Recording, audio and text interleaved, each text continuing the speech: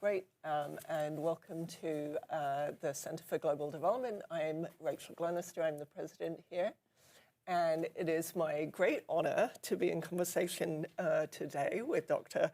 Tanaka, who is the president of JICA, the aid agency for Japan, and actually your second stint in that role, which is quite unusual, with the gap in between going back to academia. So we both share the experience of going backwards and forwards between policy and academia. And Dr. Tanaka is an expert in international politics and Asia and security issues, and has been awarded the Medal with Purple Ribbon for academic achievement. So welcome to CGD, and let's start and dive right in with a question about the global outlook, and in particular in Asia.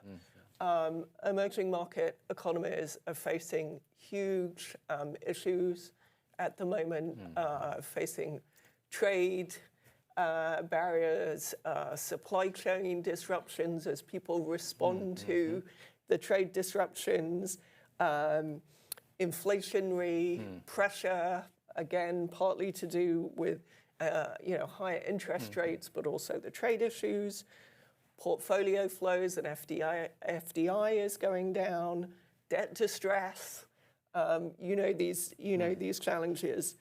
What do you see as the role for, how do you see that environment, and what do you see as JICA's role in kind of trying to offset some of these challenges?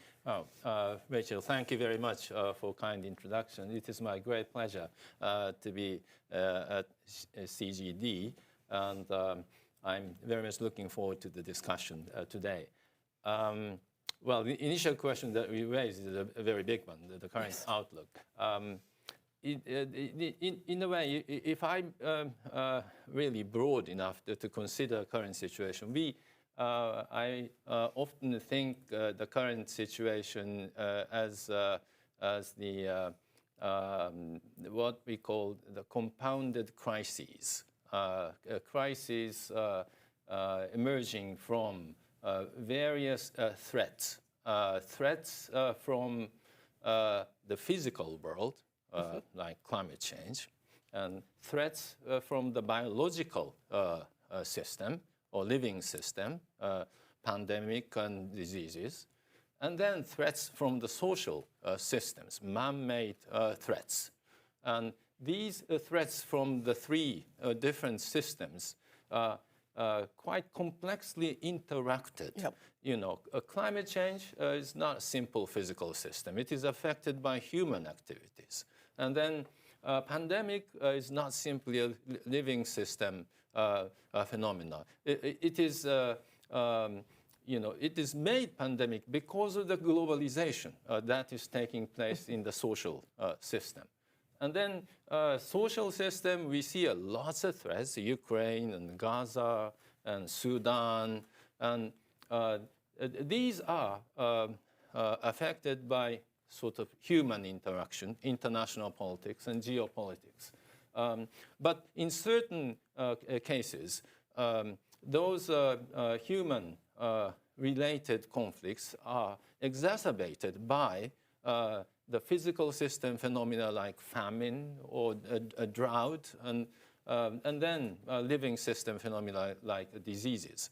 And so the current challenge is that we need to understand these complicated interaction of threats to what we call human security. We in search of best approaches to cope with them.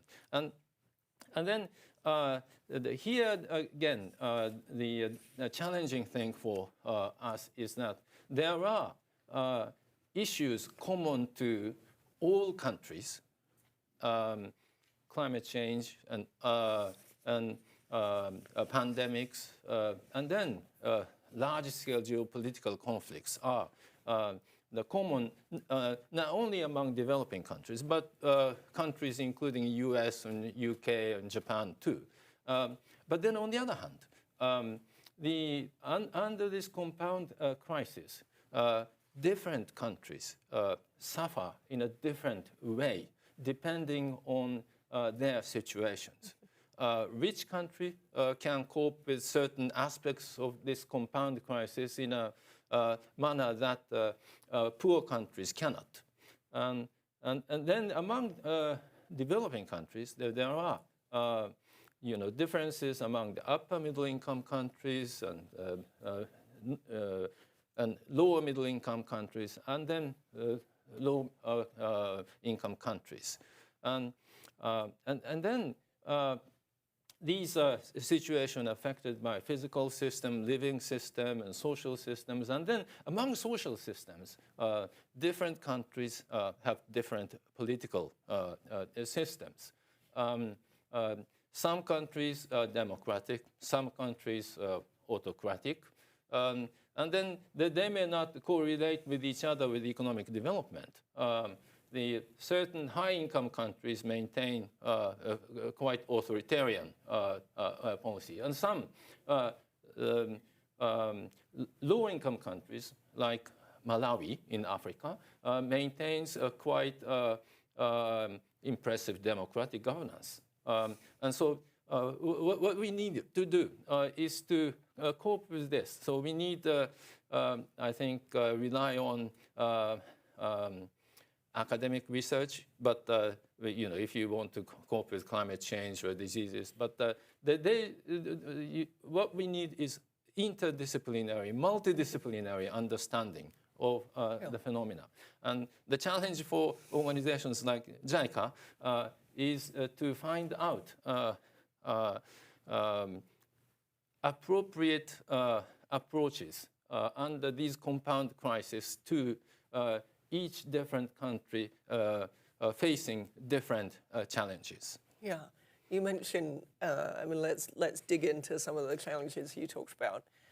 You talked about climate change, and that is, as you say, experienced very differently if you're a high-income country and a low-income country, because there's a lot more ability to cope with high heat if you have air conditioning and you can get out of the sun and get out of the heat. And of course, it's very different if you started off very hot and dry already. And we're seeing countries in like India and Pakistan face really extreme levels of heat that is just difficult for the body to cope with. How are you thinking about adaptation, climate adaptation? It's had less support than mitigation finance. What do you think is are some of the effective ways to deal with it? Well, I believe climate change is a threat to all countries. But then, as I said, and you said, that different countries have different capacity to cope with them. And so mitigation is necessary. We have to reduce greenhouse gas emission. But then there are many developing countries which have not contributed much to the greenhouse gas emission, in danger of many effects caused by climate change. And so I think adaptation is quite important. And then for organizations like us, the measures of adaptation to our partner countries would be quite important. And then oftentimes climate change related disasters are mostly involving water. Abundant water or shortage of water. Those are issues. And then we need to figure out what would be the appropriate way for Japan to extend cooperation with the countries around the world. Fortunately or unfortunately, Japan is a country that constantly suffers from water-related disasters. And so in some sense, we think we have some accumulated knowledge and techniques and approach to cope with disaster. And then with certain countries with long-standing relations, we have developed quite constructive relations on these adaptation issues. One quite important partner for Japan is the Philippines. And the Philippines also suffer a lot of damage from typhoons and floods. And so we have a long-standing relations with the Filipino government to make its capital, Manila, resilient to water-related disasters by extending our loan program to build a large floodways so that the water would not go into the center of Manila. And then the Filipino government is setting aside a lot of budget for coping with that. And so this is one of the models that we need to sort of apply to many countries. But unfortunately, I mean,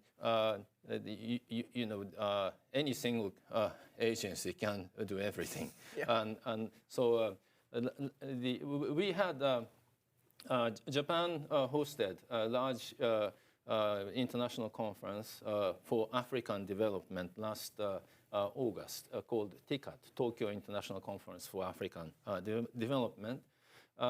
Many heads of government from Africa participated in that. And on that occasion, we launched what we call the TICAD adaptation initiatives. So we now planning to make discussions with our partner countries in sub-Saharan Africa for the adaptation measures that Japan may contribute. Yeah, and you have a long, proud history, JICA does, of doing a lot of technical assistance on agriculture, which obviously will need a lot of support for adaptation there, and as you say, sort of passing on a lot of expertise there. Yeah. If we turn to mitigation, as you say, there are large numbers of countries, low-income countries, that are contributing virtually nothing, and it doesn't make sense, in my view, to put much work, to pressure them to keep carbon. They need to grow, and mitigation is not a priority there. But there are some middle-income countries and lower middle-income countries that are becoming actually quite important emitters, and one thinks of places like, again, India and Pakistan are suffering a lot of the impacts of climate change, but are also going to start contributing, already are contributing.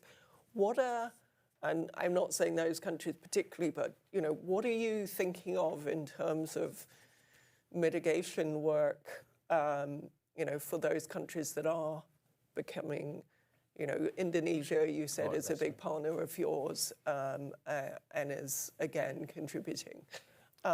What do you think where do you think JICA is having a significant impact on the mitigation side? Well, in the middle-income countries that do not have much debt sustainability issues, we think we can utilize our concessional loan projects to build necessary power generation plants and others for mitigations. So that includes hydropower generation and geothermal power generation. And well, JICA has a long history of cooperating with Kenya, which is very much dependent on geothermal power production. And now Kenya's energy is nearly 90% renewable energy, including geothermals. And so I think that's geothermal and hydro is that require a lot of fund, and so we can utilize concessional loan projects. And then other thing that we are now recently working on is the collaboration with the private sector. There are private sector companies that are interested in installing many renewable energy like wind power, and then we use what we call the private sector investment and loan program that could give loans to private entity that is engaged in renewable energy production. Recently, we financed a company that is located in Laos that creates wind power stations along the border with Vietnam. And then they sell those power to Vietnam. And so I think that sort of things, for those developing countries, that would be sort of in a position to accept concessional loans, or a private sector company that accept loans, that we would like to utilize those financing systems to cope with mitigation. Yeah, I mean, it's great that renewable prices have come down enough that the private sector is quite interested in getting involved in this area, and it doesn't need as much subsidy anymore. I think it's quite a challenging question as to exactly how much, how much subsidy private companies need to get into an area, and where they would be able to do it on their own. And anyway, that's a longer conversation. But you mentioned these loans, the private sector, being able to lend to the private sector. I mean, that's a good example of, or support the private sector. It's a good example of the fact that JICA really, unusually, has all these different tools under one roof. You have concessional loans, you have technical cooperation, you have grants, you have the whole suite of tools. MDBs, who also are kind of the only other place that I know that sort of combines all these different tools, nevertheless have a problem of kind of the different bits of the MDBs that do different things that kind of quite siloed. Do you face that problem, or how do you manage to leverage the fact that you have all these different tools? Like, how do you bring them together and decide which tool is used for which problem? Well, I think any large-scale organization have similar challenges of, having too many silos, and how to integrate is really a challenge. But as you said, JICA is, in a way, quite unique organization that have many instruments. The sovereign concessional loans, and then private sector investment and finance, and grant aid, and many technical cooperation projects. And we are managing Japanese volunteer systems. And also we are managing Japanese emergency rescue teams. And so in that way, JICA may be more broad than most multinational development banks, because they do not organize volunteer systems. So I think so the challenge is how to combine different kinds of instruments that we can utilize. And so you know, Do you have a good no example? one can be perfect in combining, but then at least because we have been utilizing this for so many years that when we plan a large-scale concessional loan projects to build ports or railways or other infrastructure, we normally combine these concessional loans programs with technical cooperations for human capacity development, so that the resultant infrastructure objects should be managed properly with the personnel of the partner countries. So our ideal is to, when we help, for example, in Indonesia, we finance the what's called the MRT, or the subway system. And then our goal is to make the system run 100% by Indonesian personnel when the project is completed, by providing technical cooperation. So operators and everyone should be trained before the hard infrastructure is built. And then a similar thing can be said about grant aid. You know, when we try to design grant aid, we would normally think how to combine grant aid with necessary technical cooperations. And so that's, I think, and then in some sense, well, that may be difficult, but because we are under the same roof, at least we can, you know, our staff can communicate with each other who are doing concessional loans, have a long discussion with the technical cooperation specialists. And now we, in JICA, we designed what we call JICA Global Agenda, consisting of 20 different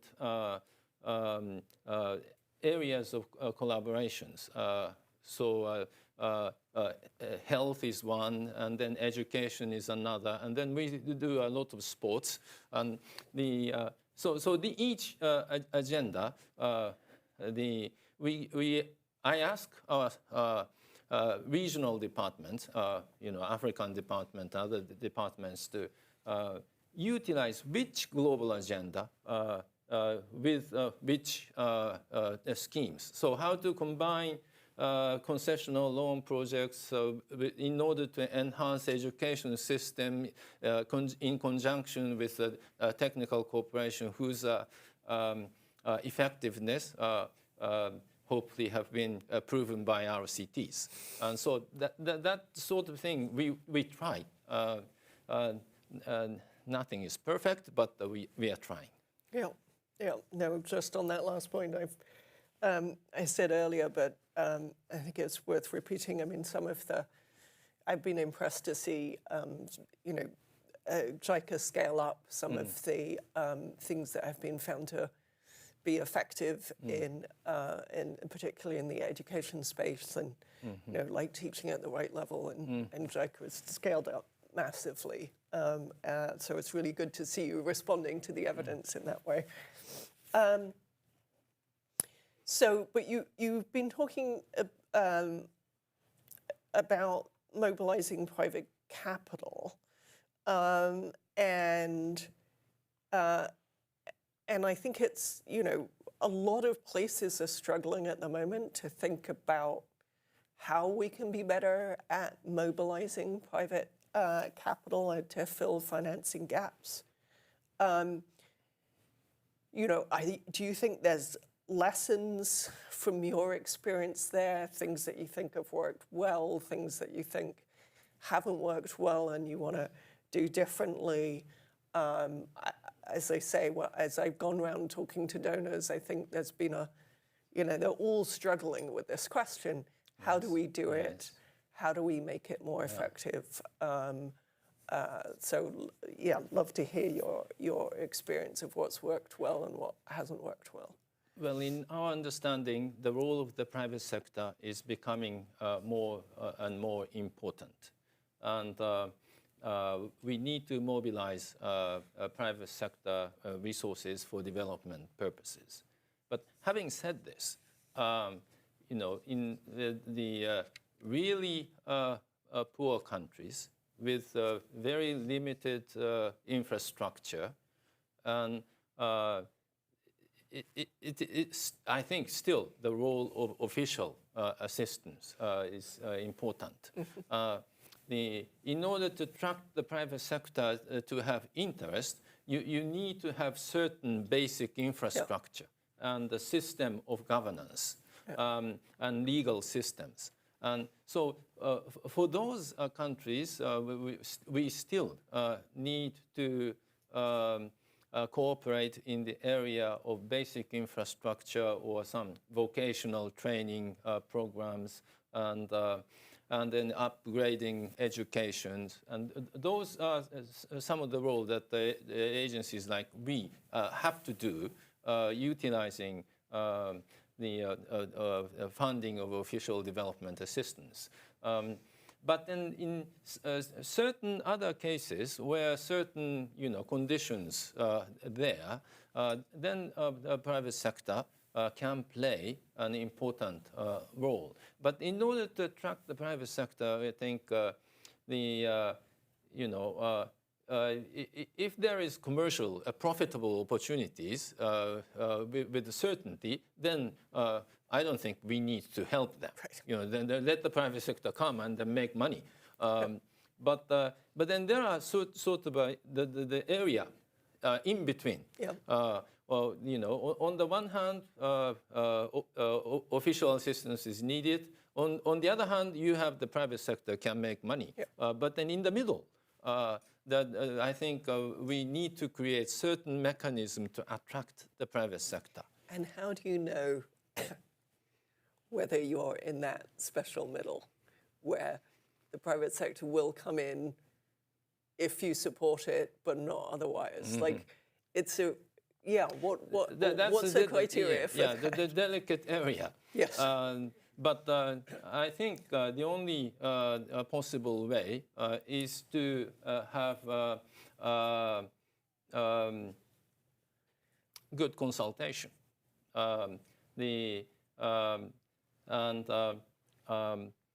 Well, so I think the conversation with the private sector stakeholders are quite important for us.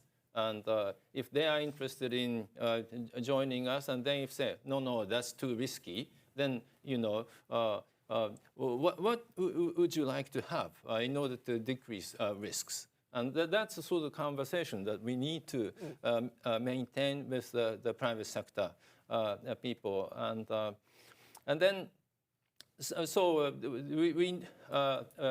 JICA has continued to use what we call the private sector investment and finance. Until recently hasn't taken so much risk, but the government of Japan revised the law governing JICA, called JICA law, and the revision was made in April last year, and then this year. And then we were enabled to do some other things which we were not able to do. And one area with the encouragement of government is to the JICA makes sort of a catalytic investment to a project so that private sector can join funding. And so, I'm not sure if you're familiar with the senior equity investment and junior equity investment and catalytic investment. And then previously, JICA can finance only as a senior equity investor. So when things goes bad, we are supposed to be repaid first. Right. But then now we are beginning to invest as a junior equity investor. So we take more risks than the private sector who are in the senior tranche. And then by JICA joining as a junior equity investor, some other private sector, private sector banks or the fund may join us, so that this we could design a project. Well, it's just beginning. We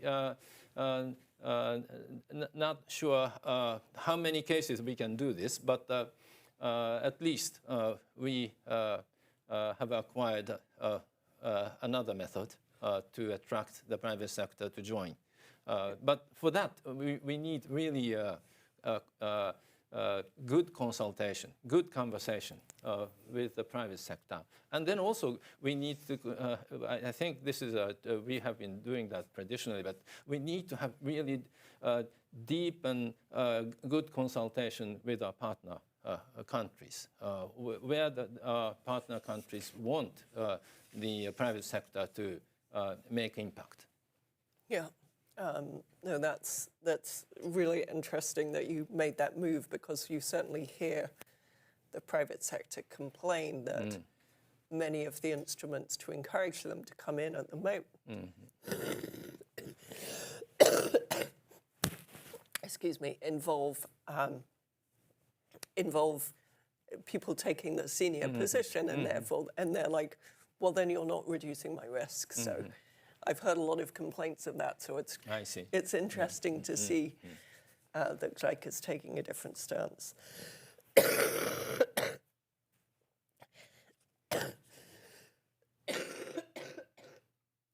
Excuse me. You were talking earlier, when we were talking before this, about the role, the kind of unique narrative that development has in Japan, and how you've always had this sense of development as being, something that's important internationally for you to be seen, to be doing. I wondered if you could talk a little bit about that, because so many countries at the moment are facing a challenge of the legitimacy of development cooperation, of the narrative, loss of support in the public, and I think that you have a kind of unique perspective on that. Not saying that it's not a challenge in Japan, but I'd love to hear you, explain that, about how you see that and how you can build popular or maintain popular support for development cooperation. Well, I think as somebody who is in charge of bilateral provider of international cooperation, this issue is really a challenging one. How to persuade the public the merits of development cooperation. There is probably no single, simple answer to that. But in my understanding, it is basic, first step is that to show that our activities really work.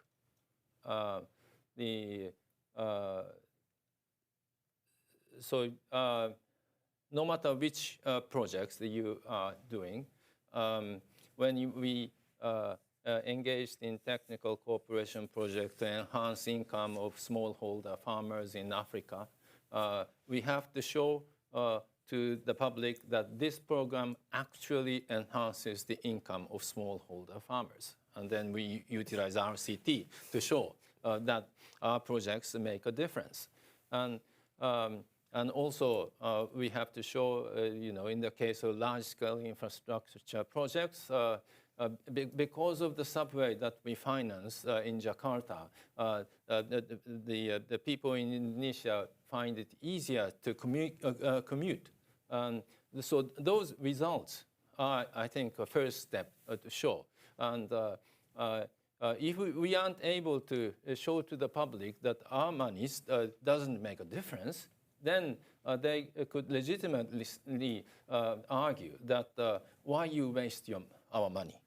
And so we need, first of all, to tell to the public that our taxpayer monies make a difference in the case of development cooperation. Well, fortunately, Japan, many people still support the Sustainable Development Goals, and SDGs are quite popular in Japan. And so we can refer to certain SDGs that our projects are contributing the enhancement of certain SDGs. And that's one way. But then the second thing is that, and then once these effectiveness are shown, then we would like to show to our public that how those effective projects are appreciated by our partner countries. And you know, if our projects are not appreciated, then what's the use? And so it's important to have conversation with our partner countries. And then in order to our projects to be appreciated, I think in our side, I think it's very important to maintain ownership of that project on the side of our partner countries. Unless I think these projects are so considered as their own project, I think they may not be so effective, and then they may not be appreciated. And so that's the second thing. And then as a result, we hopefully would like to indicate to our public that as a result of our activities, the trust in Japan improves. And trust in Japan is maintained and improved. I think, it's not easy to collect data on the level of trust of our partner countries. But then, for example, in Southeast Asia, ASEAN nations, the Singapore Institute conducts the opinion makers survey, and then they make a regular annual questionnaire, and then they ask. There is a question called is the certain country is doing the right thing for the benefit of international community and so forth. And then over the past few years, Japan is regarded as most trusted country in Southeast Asia. And then showing this data to our public, I think persuade that your money is not wasted. It actually maintains a trust in Japan. Japan, which relies very much on its international relations for its prosperity. Without having markets, places of investment, Japanese economy doesn't work. And so showing that as a result of these things, we are trusted. I think that's quite important. And another thing, we would rely very much on the work of volunteers, Japanese volunteers. As I said, JICA is managing Japan's overseas volunteer programs. And so to many Japanese public, JICA is considered as an organization to manage volunteer programs, and not simply concessional loans or grant aid. And this volunteer programs is very, very useful means to connect Japanese public with the people in our developing partners. And then when volunteers came back, they tell their experiences to their friends. And some volunteers, we dispatch volunteers from school teachers, and primary school teachers or secondary school teachers. And then many of the education commission allowing the teachers for a 2-year leave and maintaining their positions. And so when teachers went out for volunteer and then come back to the same school, and then many of them tell their experience to the kids. And then kids talk about their teachers' experience to their parents. I think that's quite useful, the public relations function for us. Okay, great. So we will turn now to audience questions. So lots of hands, lots and lots of hands. And I will also try and get some from so I'm going to take 3 at a time to see if we can fit them all in. So right at the back, and then these 2 here, and then I'll come back for another round. Hi, morning. Thanks very much for your comments. A quick question. In this moment of geopolitical realignment, what role do you see for JICA as another voice in digital transformation and digital infrastructure? Digital infrastructure is not neutral, especially in sub-Saharan Africa, a lot of countries that are pushing forward digitization. What role do you see for JICA? Great, nice, short, concise, excellent. Let's keep it like that. I'll try to do my best, but I also want to mention that last year, as a part of a delegation from USAID, I had the opportunity to visit JICA's offices in Senegal, and we were incredibly impressed with the work you are doing with the health and education ministries in Senegal with concessionary loans that really caused them to be responsible and empowered for the development work that you were doing. So I wanted to share that we walked away just really impressed with that work.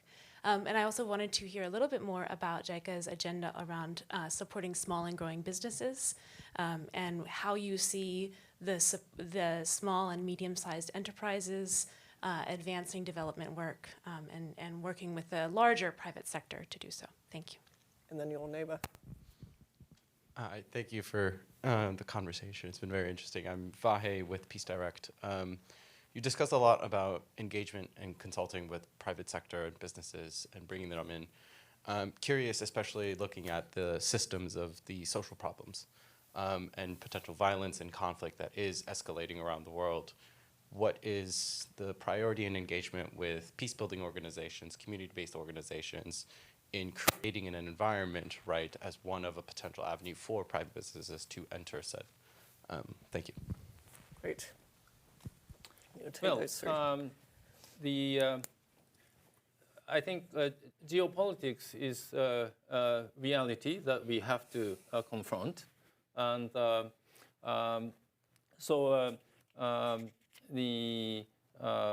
we try to, in terms of persuading the Japanese public that our efforts are related with Japan's security, and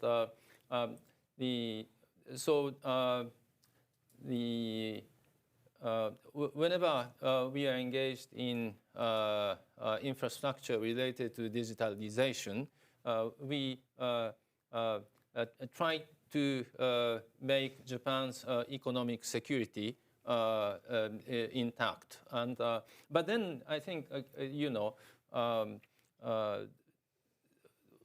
it's related to what I said before. Our activities should be impactful to our partner countries or groups of countries, and so we try to make it's to the system that simply helps Japan's security or the U.S. security, but we would like to create a system of cooperation beneficial to all our partner countries.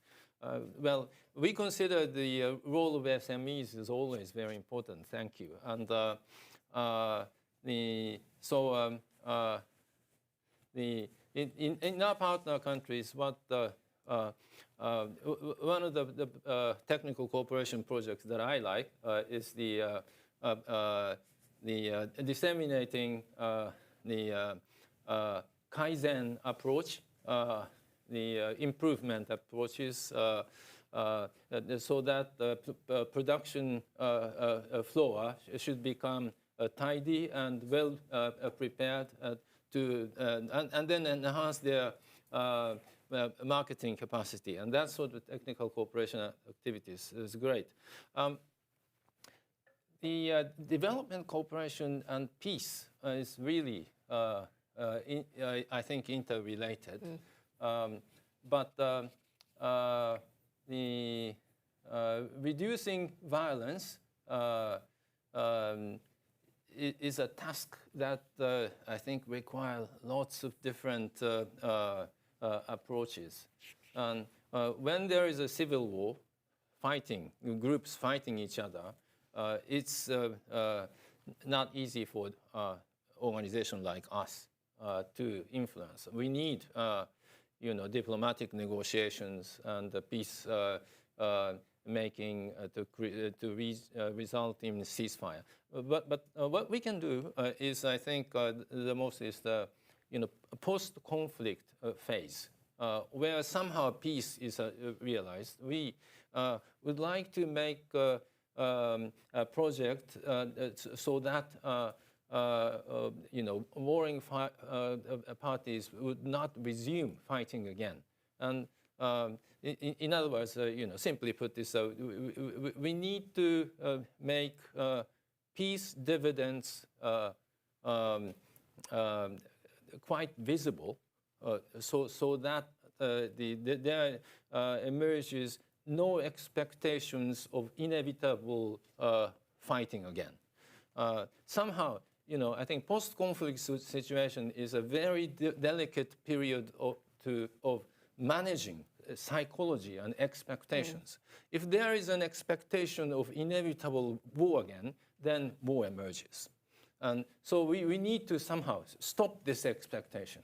And in order to stop this expectation that peace is benefiting you, and where I think we are able to do. JICA has long been working in Mindanao in the Philippines, where there was a long conflict between the government of the Philippines and the organization called the MILF, Moral Islamic Liberation Organizations. And then we have been working. When the ceasefires, we try to make projects for social economic development in both MILF control areas and the Filipino government control areas. And then, ours is not the only cause of peace, but as a result, a comprehensive peace agreement was reached in 2014, and then there has been a long discussion of interim government, and this year, in autumn, there's going to be an election to create a Bangsamoro government. And I'm hopeful that peace remains there. But I think that's one thing we continue to try to do. Yeah, that's, we always hear about the conflicts, and we don't talk enough about, the peace deals that are made and the progress towards peace that is made. So that's really important. I'm just going to take 2 questions from online audience. I was going to do 3, but the first was about peace, so we already achieved that one. How does JICA approach refugee inclusion in its programs?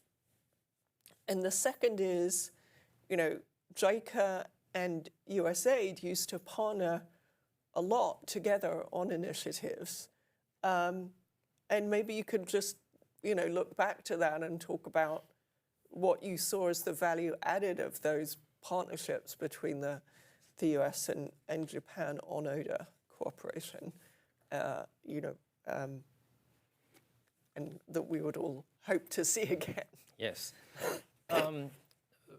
Refugee inclusion is quite important.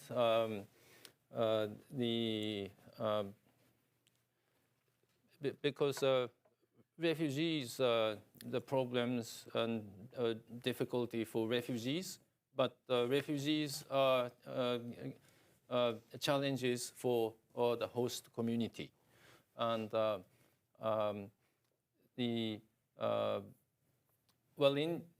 of course, the situation differ from country to country because the certain countries do not give much legal status to refugees. But some other countries, like Zambia or Uganda and Mexico, give refugees a fairly solid, legal status so that they can stay in their countries. And under these circumstances, JICA is trying to cooperate with the host community for refugees, and then also we try to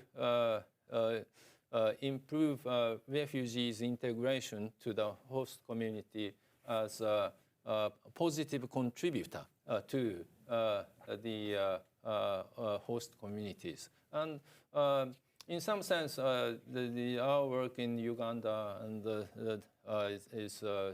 was quite successful. But then in certain other countries, like in Bangladesh, Rohingya refugees were not given any legal status, and so it's rather difficult to integrate them into the society. But in Bangladesh too, JICA is trying to help the host communities, providing some water supply system there and so forth.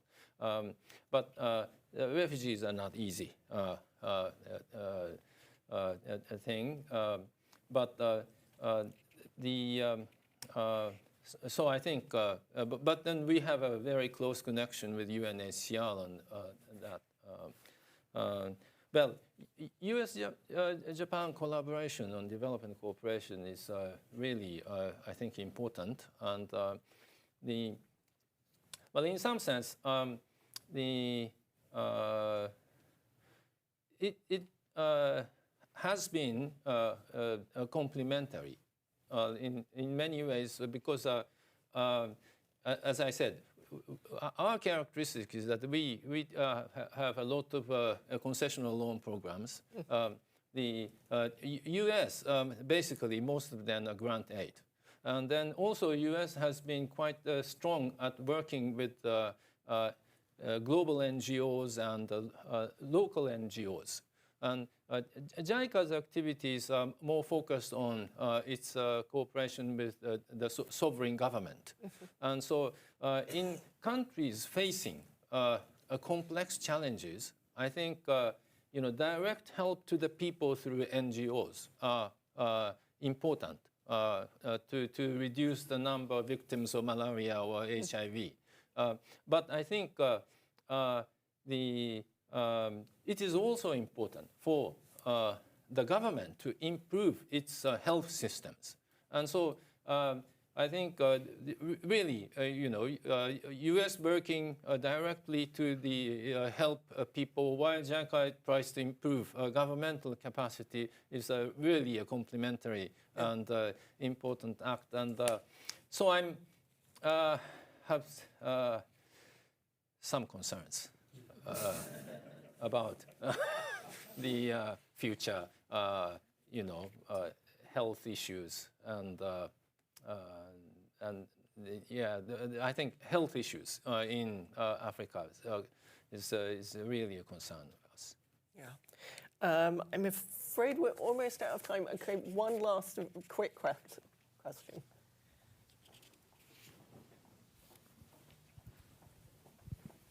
Thank you very much. I appreciate it. And thank you, Dr. Tanaka, for your guidance today and your thoughts.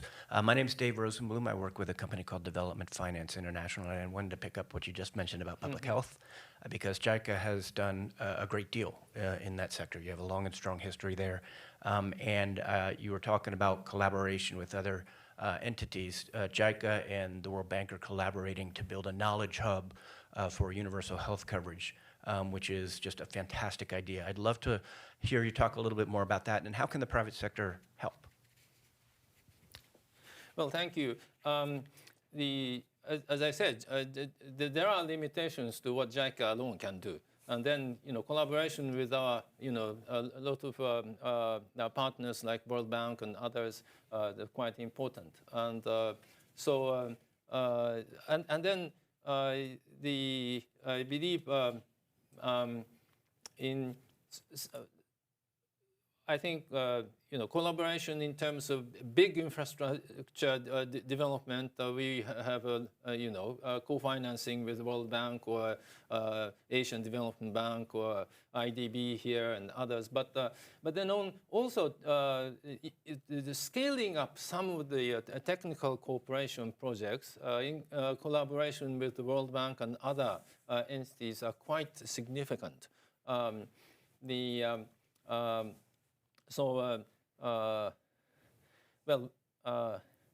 World Bank, and then really collaboration. I'm not sure if you are familiar with maternal child health handbook. Those handbook that records mother's health and the newborn child's health and the records of vaccination and their weights and height and all comprehensive records are recorded in this maternal child handbook, which, well, Japan, started creating this in 1947, and then JICA tried to make them available to many countries as possible. And then recently, really, JICA's funding is limited, and now a lot of other partners help print those maternal health handbook. UNICEF is quite ready to print them, and then some USAID previously fund. And there's some private companies also can donate them. So I went to Angola last year, and then there was a ceremony of handing over, I think, 100,000 copies of maternal child health handbook sponsored by Toyota. And so I think, if our work is appreciated by many other international organizations and the private sector, that would be really multiply the impacts that we can make. And I'm quite thankful. Great. Well, I think we need to wrap it up there, but thanks everyone for joining, and thank you in particular for providing your views and for all the work that JICA is doing around the world. Well, thank you very much. Thanks.